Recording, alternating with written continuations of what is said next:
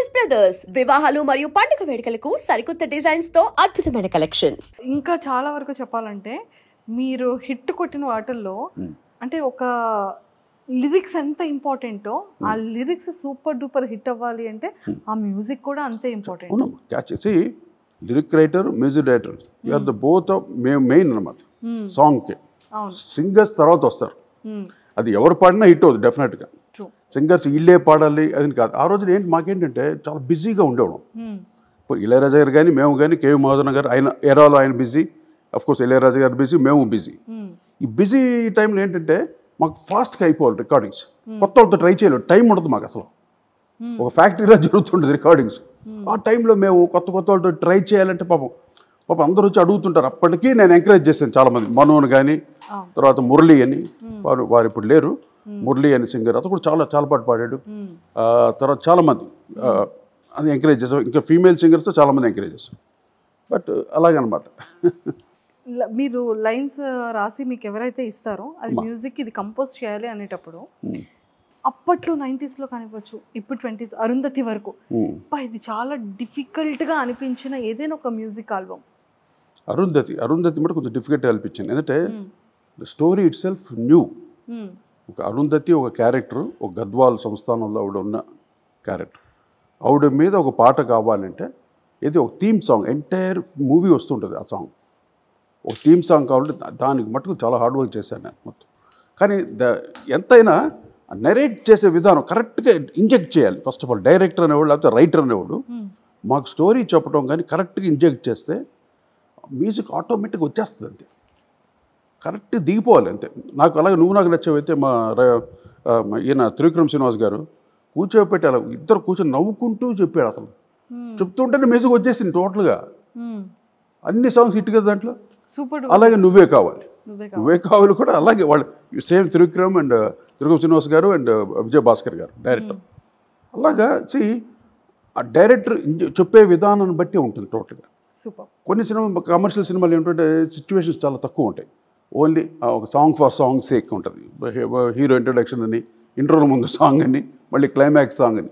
ఈయన fast numbers చేయాలి, క్యాచీగా ఉండాలి, ఒక్కసారి వినగానే పాట ఎక్కిపోవాలి, ఇన్స్టెంట్ అనమాట. అలా ఉంటుంది మాకు. అలా చేయాలంటే చాలా కష్టమైన పని అది. అది నేను మా గురుగారితో నేర్చుకున్నాను, మా చక్రవర్తి గారి దగ్గర. అది దాన్ని క్యాచీ పల్లవులే ఆయన తీసుకుంటే హిట్ రేంజ్ ఉండాలి. అసలు ప్రతి పాట హిట్ అంటే ఆయన లిరిక్తో స్టార్ట్ చేస్తాడు. ఆ బీటు మేమంతా అక్కడ బ్యాచ్ ఉంటాం కదా, మేమంతా వర్క్ చేస్తూ ఉంటాం. ఆ లిరిక్తో స్టార్ట్ చేస్తాడు, కిక్గా ఉంటుంది అనమాట. ఆ అలవాటు నాకు వచ్చింది. మా గురుగారి తర్వాత నేను లిరిక్తో స్టార్ట్ చేస్తానండి. అంటే ఒక అబద్ధపు సాహిత్యం అనమాట. అది ఏదైనా అవని ఒక క్యాచీ వర్డ్ తోటి స్టార్ట్ చేసి దాని నుండి అలా డెవలప్ చేస్తూ ఇలా చాలా పాటలు జరిగినాయి. అంటే ఏదైనా గొప్పగా చెప్పుకోవడం కాదు, అంటే నాకు పాట హిట్ అవ్వాలి. అల్టిమేట్గా అదే కదా, అది జనాలకి ఎక్కాలి అంతే. అది ఎక్కడ తీసిన ఏది కాదు, క్యాచీగా ఎక్కాలి అంతే. అందుకనే కొన్ని వర్డ్స్ పెట్టేసరికి మా డైరెక్టర్ కూడా కోటి పాడింది బాగుంది, దాన్ని బేస్ తీసుకుని రాయండి గురుగారు అని. వేటర్ గారు కూడా సమ్టైమ్స్ ఇది అవి తీసుకున్నారు. ఆయన భువనచంద్ర గారు కానీ, సిరివెన్నెల గారు కానీ అందరూ చిన్న చిన్న వర్డ్సే. నేను పెద్ద పలరాయంతో రాయను. నాకు క్యాచ్ అంటే ఆ బీటు సౌండింగ్ కావాలి, నాకు సౌండ్. ఎందర మందిర సుందరకార ఇలాగ సౌండ్ కావాలి నాకు, క్యాచీ వర్డ్స్ తోటి. తెలుగులో మనం ఇద్దరు మహానుభావులు అన్నీ చేసేసారు. మనం చేయాలంటే ఏదో కొత్త కట్టింగ్స్ తోటి డిఫరెంట్గా ట్రై చేస్తే ఉంటుందని. అప్పుడు నేను డిఫరెంట్గా ఇచ్చే కూడా వేటూరు గారి మట్టుకు బ్రహ్మాండంగా ఇచ్చేవాడు. పదాలు మట్టుకు క్యాచీగా ఉండేది అనమాట, ట్యూన్కి తగ్గట్టుగా. అలాగే సిరివెన్నెల సీతారామ శాస్త్రి గారిని, భువనచంద్ర గారు కానీ, they are great wonderful writers. And of course మా బాలు గారు, చిత్ర, అన్ని వాళ్ళు అన్ని పాటలు వాళ్ళే పాడారు నాకు. ఎందుకంటే నాకు బాలు గారు పాడకపోతే ఇంకా నాకు ఆ సాటిస్ఫాక్షన్ ఉంటుంది. అదొక అండర్స్టాండింగ్ అంతే. అదే టీం కుదిరిపోయింది అనమాట. ఎంతైనా ఆయనే పాడాలి ఏ పాట అన్నా. అంటే సాంగ్ కంపోజింగ్లోనే ఆ టింజ్ వచ్చేస్తుంది. ఇప్పుడు అఫ్కోర్స్ మెగాస్టార్ చేస్తున్నాం, బాలకృష్ణ గారికి చేస్తున్నాం, నాగార్జున గారికి చేస్తున్నాం, వెంకటేష్ చేస్తున్నాం, ఎవరికి చేసిన ఆ టింజ్ వచ్చేస్తారు. ఒక్కొక్కరికి ఒక స్టైల్ ఉంటుంది కదా, రాగానే ఆటోమేటిక్గా ఆ స్టైల్కి మేము మోల్డ్ అయిపోతాం. పాట ట్యూన్ వినగానే ఆయన మోల్డ్ అయిపోతాడు. ఇలాగా దట్స్ వాట్ హిట్. ఇంత హిట్ రేట్ వచ్చిందంటే this all team work. Sir ప్రతి మ్యూజిక్ డైరెక్టర్ కి కూడా ఉంటుంది కదా, Yeah. ఈ లైన్స్ ఇది హిట్ కొడుతున్నాము అంటే నాకు సెంటిమెంటల్ గా నాకు నా సింగర్స్ ఉండాలి అని ఖచ్చితంగా అలాగే కాదు, అలాగే కాదు, అది మ్యాండేటరీ అంతే. అంతే. అంటే పాట కొట్టాం, ఆయన బాలు పాడతా, చిత్ర పాడతా, రైట్ అయిపోయింది, నెక్స్ట్ ఏంటి, నెక్స్ట్ ఇలా. ఎప్పుడు ఏదో సెంటిమెంట్ సాంగ్ వచ్చినప్పుడు జేసుదాస్ గారు ఒక వెరైటీ కావాలి, ఆయనతో పాడేసి జేసుదాస్ ఇలాగే. సో మీ లిస్ట్ ఒకటి ఉంటుంది అంతే, స్ట్రాంగ్ లిస్ట్ ఉంటుంది. మోస్ట్లీ బాలు గారే, తర్వాత నాగూర్ బాబు గారు, ఆయన కూడా చాలా బాగా పాడారు నాకు. అంటే అఫ్ కోర్స్ బాంబే సింగర్స్ చాలామంది పాడారు నాకు. శంకర్ మహాదేవన్, ఉదిత్ నారాయణ్ అండ్ కుమార్ షాను, ఇంతమంది పాడారు నాకు. వాళ్ళు పాడిన పాటలు సూపర్ హిట్సే. అంటే పాట బాగున్నప్పుడు అది ఎవరు పాడినా సూపర్ హిట్ అవుతుంది. అర్థమైందా? అక్కడ ఏం వేరే ఎవరు ఇది వీళ్ళు పాడారు కదా హిట్ కాలేదు అన్న ఛాన్సే లేదు. అలాగా నా పాటలు ఇప్పుడు రేపు అంతా నా మొత్తం నా టీం పాడుతున్నారు, పిల్లలు, యంగ్ టీం, ఇప్పుడు వచ్చిన యంగ్ బ్యాచ్ రేపు మా షోలో. సార్ నిజంగా చాలా మంచి ఆపర్చునిటీస్ జీ సరిగమప రియాలిటీ షోకి వెళ్ళిన ప్రతి ఒక్కరికి మంచి ఆపర్చునిటీస్ ఇచ్చారు సార్. అంటే మంచి టీం, వాడు కూడా బాగా నేర్చుకొని పాటలు పాడాలని. అంటే పాట పాడడం చాలా కష్టం అమ్మా, అది గిఫ్ట్. పైగా అది కొంతమందికే భగవంతుడు ఇస్తాడు. అలా చాలామంది జీలో అయితే అందరికి ఇచ్చాడు దేవుడు. జీ సరిగంప అందరు బ్రహ్మాండంగా తయారయ్యారు పిల్లలు, అందరూ ఫామ్లో ఉన్నారు. అందరూ వాళ్ళు నా ప్రోగ్రామ్ వాళ్ళే వస్తున్నారు. సో అందరూ చెప్తున్నా, ఎవరు పాడినా యంగర్ జనరేషన్ పాడబడుతుంది, ఓల్డ్ జనరేషన్ పాడినా బాగుంటుంది నా పాట. ఇప్పుడు నిజంగానే ఈ ఈవెంట్ ఏదైతే మన 18th అక్టోబర్ రోజు జరుగుతున్న ఈవెంట్ 90s 20s ఎలా మ్యాచ్ అవుతుందని ఎక్సైటెడ్ గా ఉన్నాం సార్. అసలు మీరు చూడండి, అసలు అందరూ ఎంత బాగా ఎంజాయ్ చేస్తారంటే, ఎంజాయ్ కాదు, గమ్మును కూర్చోవడం కాదు, అందరూ డ్యాన్స్ చేయటమే. ప్రతి పాటకి నేను యుఎస్లో చేశానమ్మా షోస్, ప్రతి పాటకి వాళ్ళు మొత్తం గ్రూప్ డాన్సెస్ అక్కడ, మొత్తం టీం అంతా వచ్చేసి మొత్తం డాన్సింగ్ అనమాట. అలాగ ఎంజాయ్ చేస్తాను నా పాటలు. అలాగా ఫస్ట్ టైం హైదరాబాద్లో ఫుల్ ఫ్లెడ్జ్డ్గా చేస్తున్నా ప్రోగ్రామ్ ఆఫ్టర్ లాంగ్ టైం, చాలా గ్యాప్ తర్వాత. అప్పుడు బాలుగారు, చిత్ర గారు ఉన్నప్పుడు, బాలుగారు ఉన్నప్పుడు నేను చేశాను 2-3 షోలు హైదరాబాద్ చేశాను. బట్ దిస్ ఇస్ అల్టిమేట్లీ ఒక న్యూ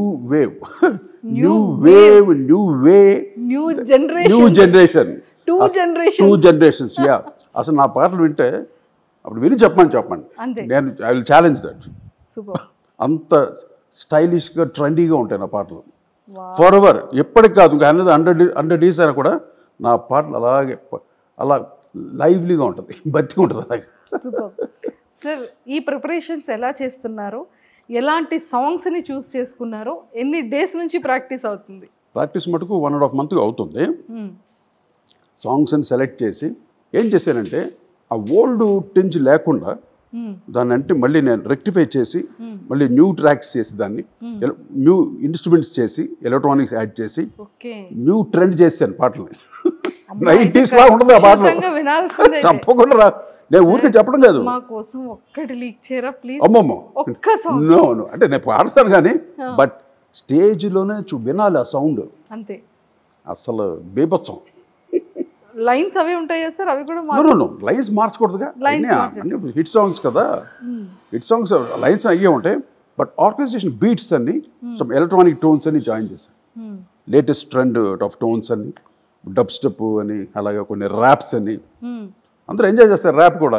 నా పాటలు అన్ని ర్యాపులు ఉన్నాయి ఆల్రెడీ. ఫస్ట్ టైం నేను రాజు ఇంటర్వ్యూ చేశాను ర్యాప్ తెలుసా, ఎంటైర్ ఇండియాలో. చిరంజీవి గారి పాటలు త్రినేత్రుడు సాంగ్ ఉంది చూస్తారు, ఏ పాప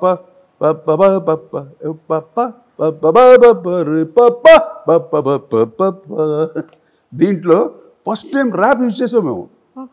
అప్పట్లో బపిలరి గారు డిస్కో చేస్తుంటాడు ఆయన, ఎవ్వరు ర్యాప్ జోలికి వెళ్ళలే, భయపడేవాళ్ళు. ర్యాప్ ఏముందిలే అని. మేము కొత్తగా అప్పుడు రెహమాన్కి ఆయన బ్యాండ్ ఉండేది, దాంట్లో 2 ఆఫ్రికన్స్ ఉండేవాళ్ళు, వాళ్ళతోటి మేము ర్యాప్ చేయించాం. చాలా బాగుంటుంది త్రినేత్రుడి సాంగ్. అప్పట్లో బాగా హిట్. అంటే అప్పట్లో ఎందుకంటే this all break dance phobia అనమాట. అప్పట్లో మొత్తం ఒక మేనియా అందరికి, బ్రేక్ డ్యాన్స్ అందరూ బ్రేక్ డ్యాన్స్ చేసేవారు. ఆ మ్యూజిక్లో మేము స్టార్ట్ చేసాం బ్రేక్ డ్యాన్స్. అదేంటి, అత్తకెమ్ముడు అమ్మాయికెమ్ముడు సినిమా ఉంది కదా, మా గురుగారు చక్రవర్తి గారు మ్యూజిక్, దాంట్లో ఒక సాంగ్ బ్రేక్ డ్యాన్స్ ఆయన చేశారు చక్రవర్తి గారు. ఆయన తర్వాత నెక్స్ట్ మేము అందుకున్నాం ఆ టార్చ్. అంటే ఒలింపిక్స్లో వెళ్తూ టార్చ్ ఇచ్చి వెళ్ళిపోతారు కదా, అలా ఆ టార్చ్ మాకు ఇచ్చాడు మా గురువు. అక్కడ ఆ ట్రెండ్ పట్టుకొని వచ్చేసాను నేను రాజ్. వావ్. అదే. And for more videos, Please subscribe to iDream. Please subscribe to iDream. Please subscribe iDreams. And please subscribe to iDream. For more videos, subscribe to iDream. please like, share, and subscribe to the channel. Congratulations, iDream. Subscribe to iDream. Subscribe to iDream. So subscribe to iDream Media. iDream team అందరికి huge congratulations. Please subscribe iDream Media. Please subscribe to iDream. Subscribe iDream. Please subscribe to iDream. iDream అంటే నా కళల ఛానల్ను subscribe చేసుకున్న నోరు తిరుగుతలేదు, మీరైతే గంట గుర్తు కొట్టండి. For more such videos, please subscribe to iDream. Subscribe to iDream. Please subscribe to iDream. Please subscribe iDream Media. Please do subscribe to iDream. Please subscribe to iDream Media. For best entertainment and information, please subscribe iDream. And don't forget to subscribe to iDream.